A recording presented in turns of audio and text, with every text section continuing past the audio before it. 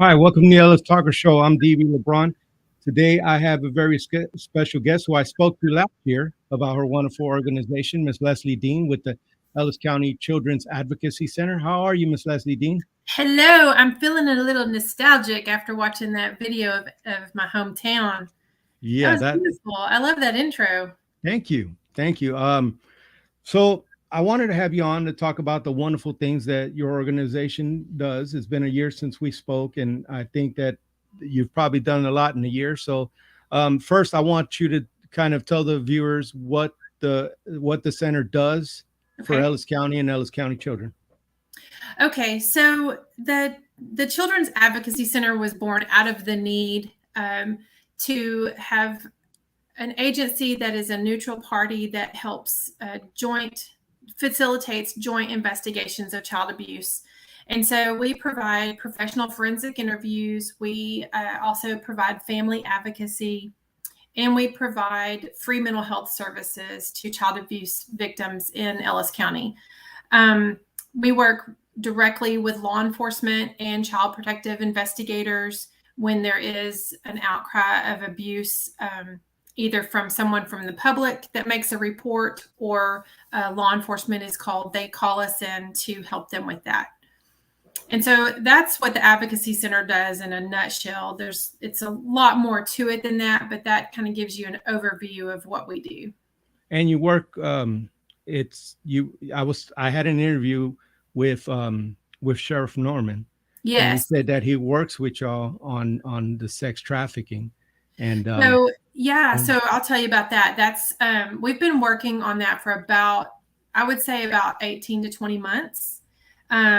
Really hardcore in Ellis County, and it came out of the need because we had a trafficking victim that we just weren't really prepared as not just the advocacy center, but like our whole team really didn't know how to recognize it for what it was. And so we just didn't have things in place so that we could investigate and do these things well.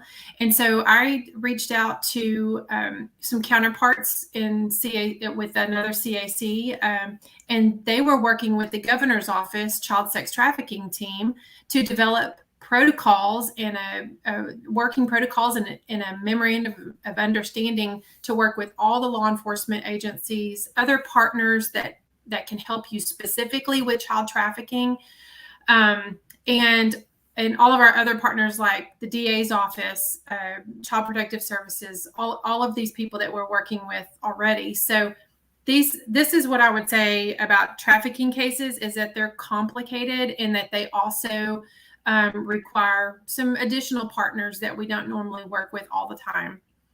And so a couple examples of who that might be is Traffic 911 is an agency that helps trafficking victims, and they provide what they call CSA advocates.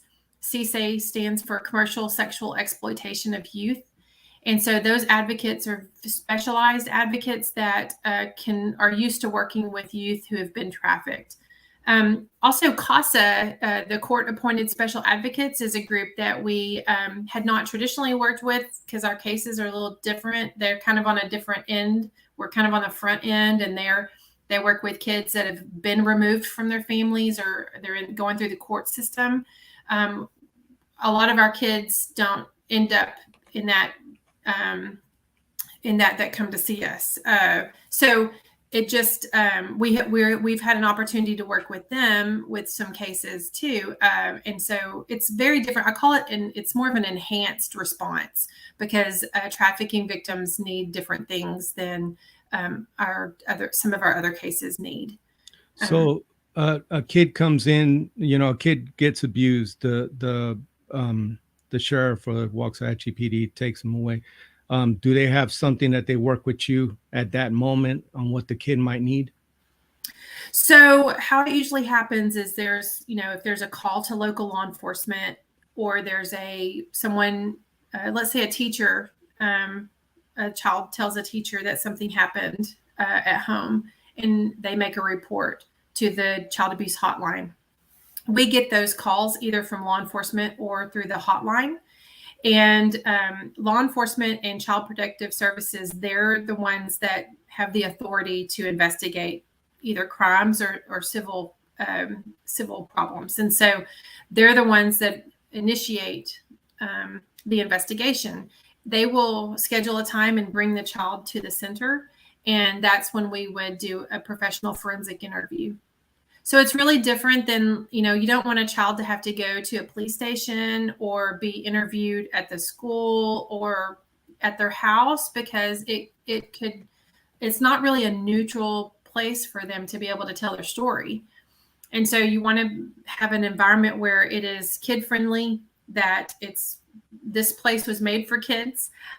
We want it to be a spot where the person that's talking to the child has all of the experience that they need in order to understand child development, to understand if a child has special needs, how they would need to make sure that they don't ask biased questions, or you want to make sure that it's culturally sound. And so that's why we have professionals that are usually coming from a different perspective. They're either social workers or criminal justice majors, people who have studied the family sciences, and social sciences. So those are the type of people that do forensic interviews. And having a professional forensic interview makes sure that if it needs to go to court, that this is a legally sound interview that makes sure that we're not biased in what we're doing. Wow. That sounds good, because dealing with kids in that situation is much different than adults, and that it is different. Yeah, because kids are at a disadvantage to adults. Even just sitting across from an adult the adult has the upper hand, right? They're the authority. And so we really have to work very hard to make sure that there's a level playing field for that child in that interview room, that they know that they can even correct us if we get something wrong, that they can talk about what they want to talk about, that we're not going to give them leading questions. And so it really is a space where, we're just on a fact-finding mission, and it's based on what the child's it's their story, it's their words. What is the number one thing that you see, followed by the rest? What is the number one, and moving on with the things that you see come into your center? So the majority of cases that we see are child sexual abuse cases. So we see a great amount of those. But I would say that there is plenty of physical abuse that happens. It doesn't always come to the center per se, but there's physical abuse that is happening.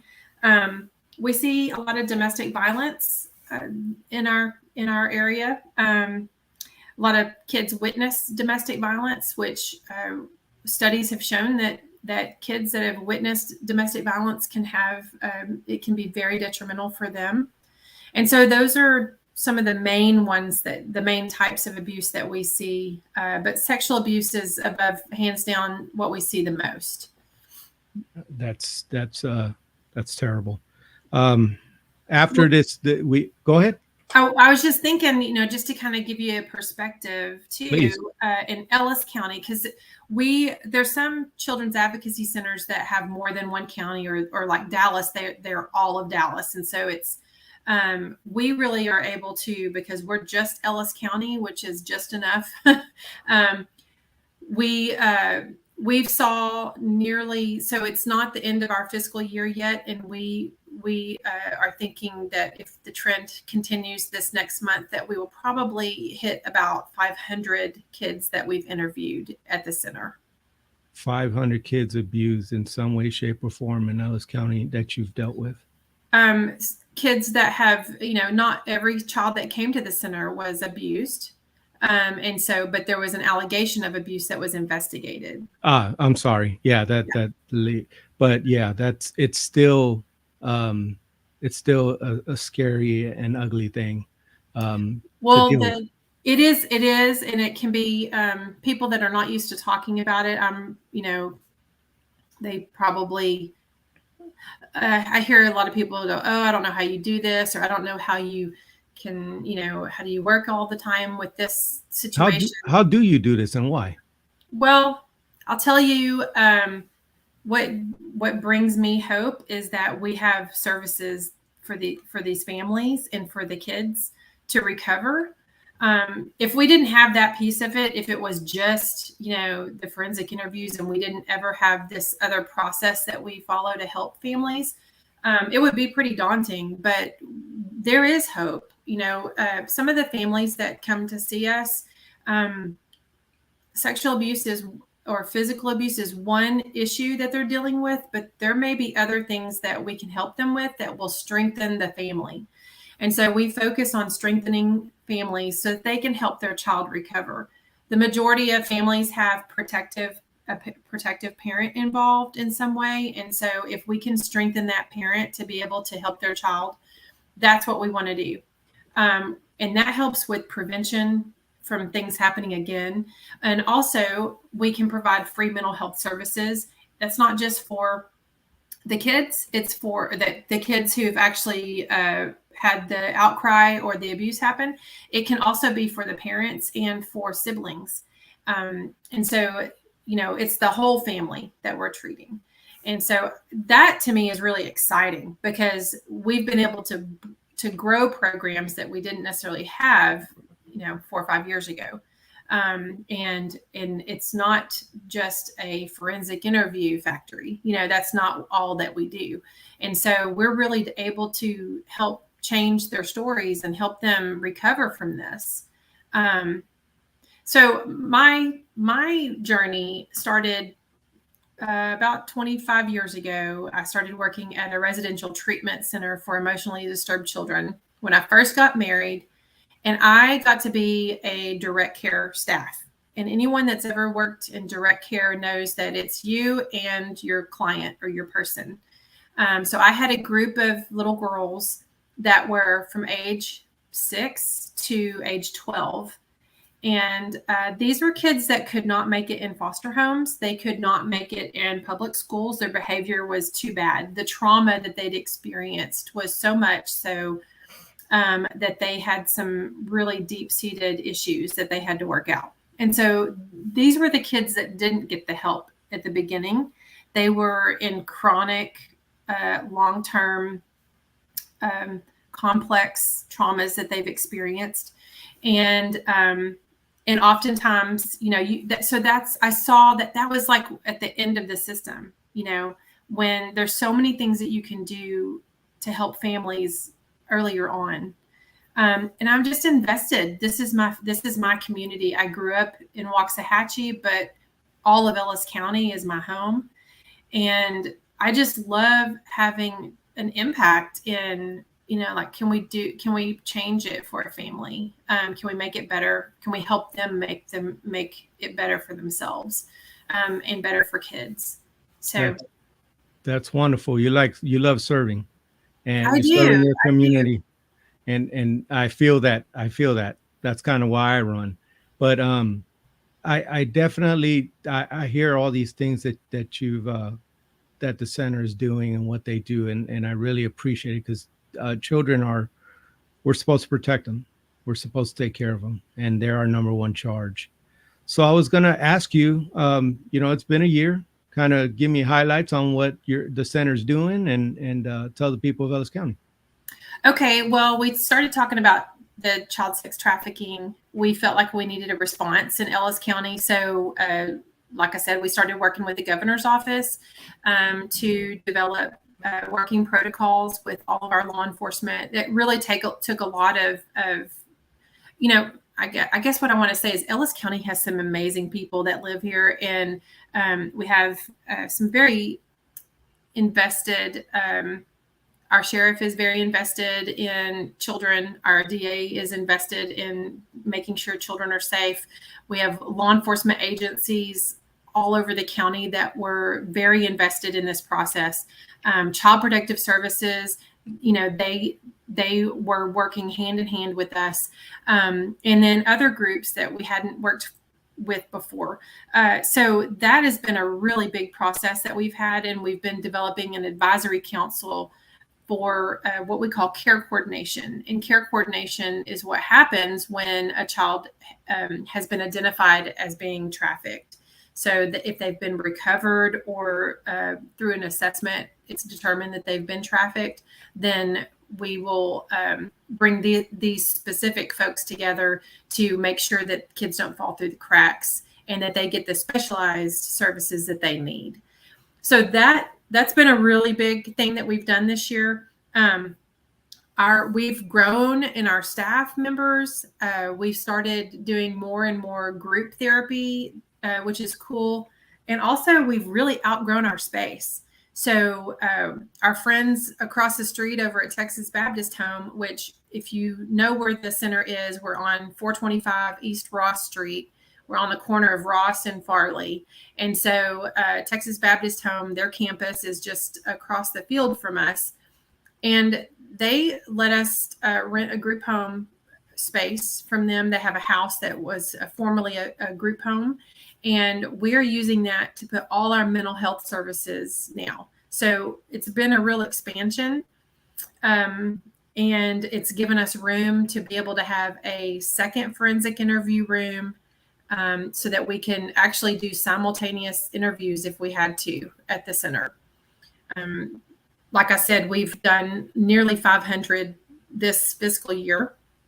And if you do the math, that's several, in a day, if you take the weekends away. So our forensic interviews sometimes need to happen more than one at the same time. And we only had one room for that. So this really gives us some flexibility and to be able to serve our kids and families better. Oh, wow. So you've been busy. You've been busy. Yes. What's the number one impediment to doing serving this community? What is the number one impediment that you're dealing with? Well, we have a larger need than we have staff. So we have kids that are on our waiting list for therapeutic services. And we worked really hard to get it down. When I started, it was over 100 children on that waiting list.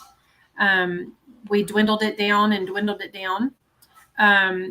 And so then COVID hit, and we have seen, I call it the great tsunami, because it got real quiet for a little bit. And then I just knew that this mental health, the strain and the stress that was put on families, all of those things happened.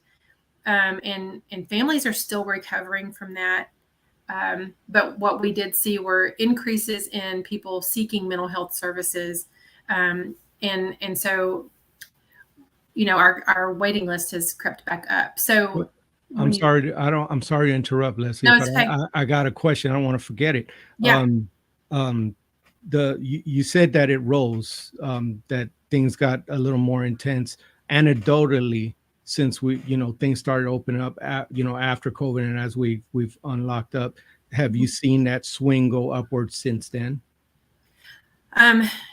So during COVID, we saw, of course, the kids were out of school. And so teachers are probably our highest level of reporters that we have. I call them the first responders to child abuse, because many times it's our teachers that notice when things are different. They weren't seeing the kids every day. And so we saw more domestic violence witnessing or domestic violence situations during COVID. And then it kind of shifted back to kind of a normal responses. But I think people are seeking out mental health services more than they used to. I see that the stigma of seeking services is lessening. And I don't know if that has impacted. It's hard to know. You said anecdotally. This is definitely anecdotally. This is just thinking about it, like what could be contributing to these things. So I definitely think it's people saying, yeah, let's get help. Let's, they're asking for it more often. John, I know John Bielemowitz. He's a good guy. And he also does some great things for kids in Ellis County. So, hey, John. But yeah, the mental health services, I think people are seeking them more. And I could, I really need more staff. So when we ask for more funds, or if I write a grant, or if we request, fundraising monies, those go to people. Those go to individuals who are helping kids directly or helping families directly. So the majority of my budget is made up of staff, because it takes people to help kids heal from trauma. And so we need professional staff too. We currently are looking for a licensed professional counselor or a licensed clinical social worker. And so we need those spots filled. And another thing that we're doing in order to kind of try to help that is, we don't have a lot of, we have therapists here in Ellis County.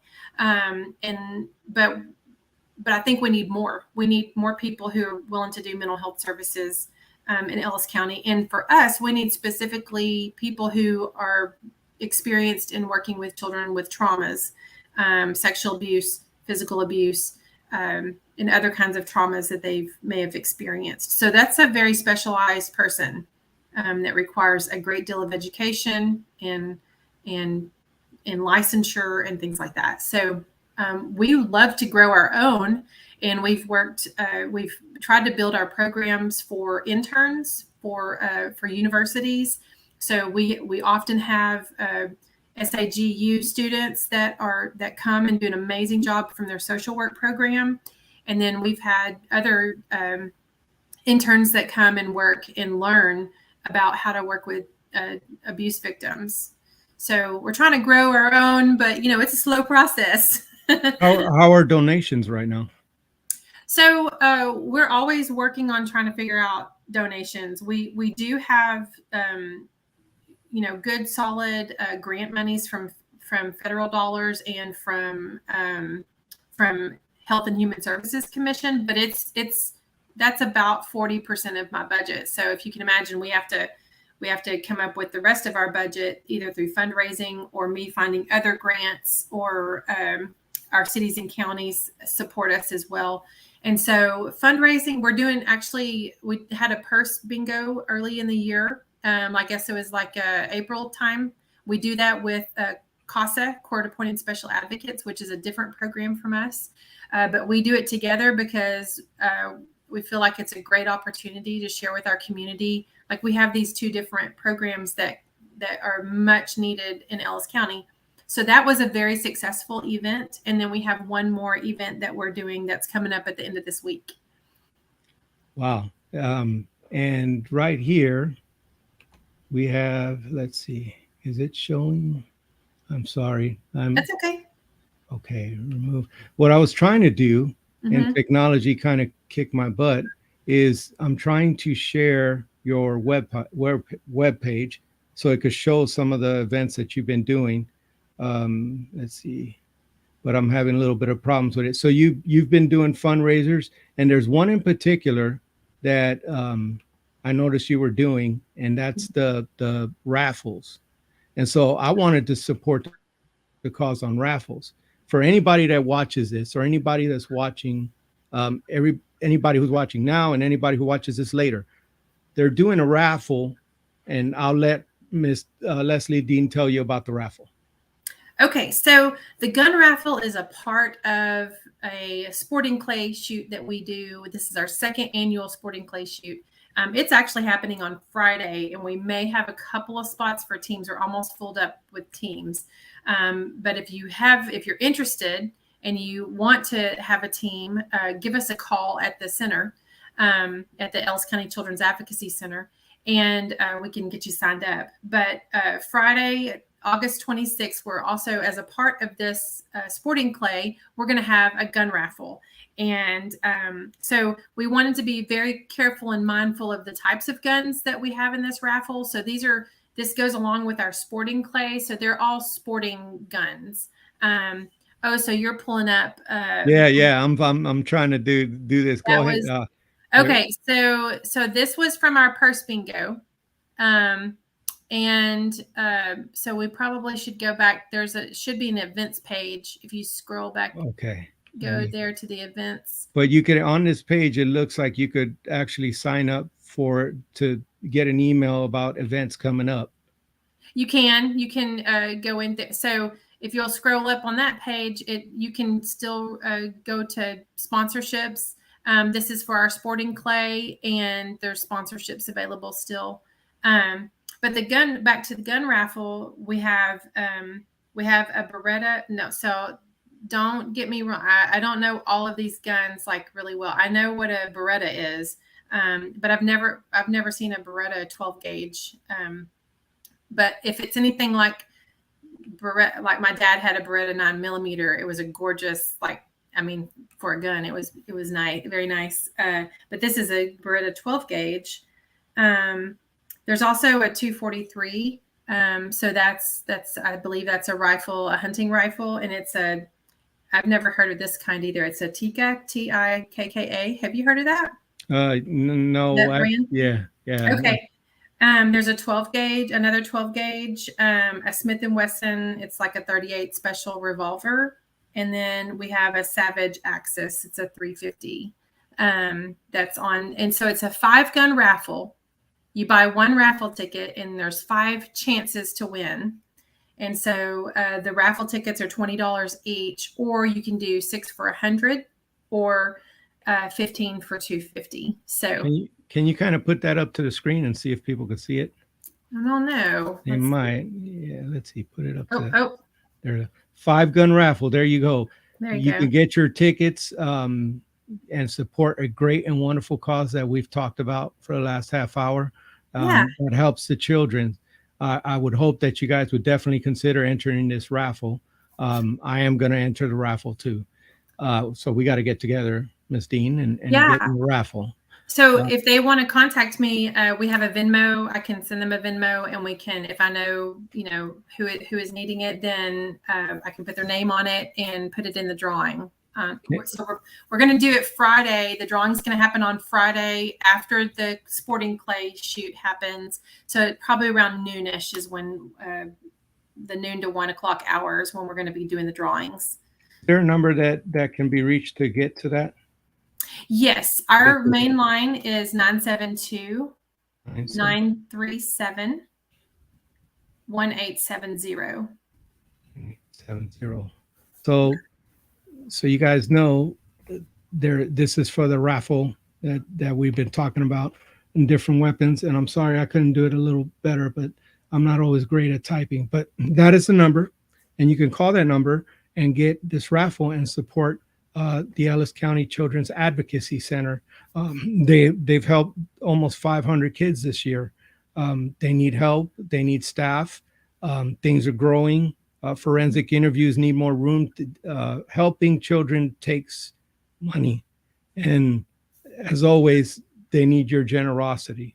So I encourage you to go ahead and please try to get into this raffle, into the clay shooting, and any way that you can help the center and help the children. And Davey, the other thing that I would say is that this may not be, guns and sporting clays may not be up someone's alley. That may not be something they're interested in. But we've really tried to help people that would like to give small monthly donations an opportunity to really help us stabilize our nonprofit so that we can take care of kids, and we don't have to worry about, the ups and downs of nonprofit funding. So even small monthly donations really help us. And so if the sporting clay is not your thing, then that's okay. We can find ways that would really meet your needs in terms of donations. There are different ways you guys can donate. You heard it there. I'm going to go ahead and let you give a closing statement to the people of Ellis County. I'll let you speak from the heart here and get out the way. Okay. We have a lot of work to do in Ellis County. I'd love to be able to eradicate child sexual abuse in our community. We're working hard towards that. We need your support. And we want you to know what we do and know that we're here, and we're here to help families and help kids recover from abuse that happens. And so if you have any questions, or if you have any if you'd like to get involved, please feel free to call us. This number for the raffle is also good just to talk to us. So we would love to share with you our story about how we're helping kids in Ellis County. Well, it's been a year since we last talked, and I was really happy to get this opportunity. So I thank you. I love having you guys on, the people that help people. I'm always down for that. So it's good that I got years past, and it looks like your center's doing really big things and trying to help people. So unfortunately, that means there's more people with trauma, but there's a redemption, there's a grace there, there's things that can help things get better. So I appreciate you coming on the show. Thank you so much. I thank you for thinking of us. I can't believe it's already been a year, but it just, time flies, right? Time does fly. Yes. So thank you. I appreciate your support and helping us get the word out in our community. No problem. I will be having on the superintendent of the WISD tomorrow, and we will be discussing budgets or anything going on with WISD. So I hope you guys will watch. Thank you again for coming on. Thank you. Y'all have a good